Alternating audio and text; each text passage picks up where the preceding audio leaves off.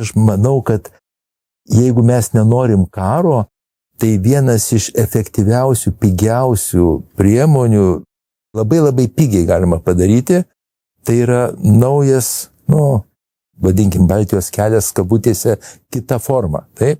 Jeigu išeitų milijonas žmonių čia į gatves ir taip toliau, tai tikrai greičiausiai labai sumažintų karo riziką. Labai.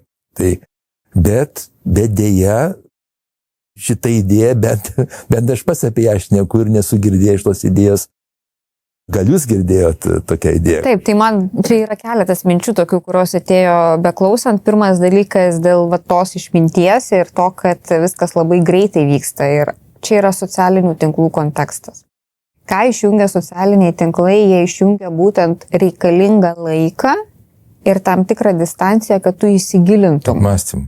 Kitaip tariant, tai yra vos ne tokių azartinių lošimų principų veikiantis mechanizmas, kad tu vis neapdeitini, kas ten ką naujo parašė, bet iš kitos pusės labai dažnai tenka pastebėti, kad žmonės pirmą parašo, o paskui galbūt nueina paskaityti kažką, o galbūt net ir nenueina paskaityti, nes jau vėl kažkas kažką pasakė, jau jie vėl reaguoja, bet sutikim su to, kad norint įsigilinti, pavyzdžiui, nežinau, įstatymo projektą, perskaityti ir patį projektą, perskaityti aiškinamąjį raštą, tu prieš tai turi skirti labai nemažai laiko.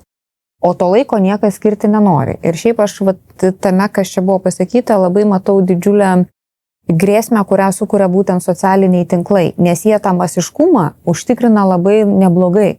Nes vienas parašė, 100 000 jau gali iš karto žinoti, pamatyti, komentuoti, vertinti, bet man pačiai labai dažnai būna, kad paskambina kažkas iš artimų, sako, tu žinai tas ir tas parašė, sakau, gerai, o tu žinai, kad dar yra taip ir taip.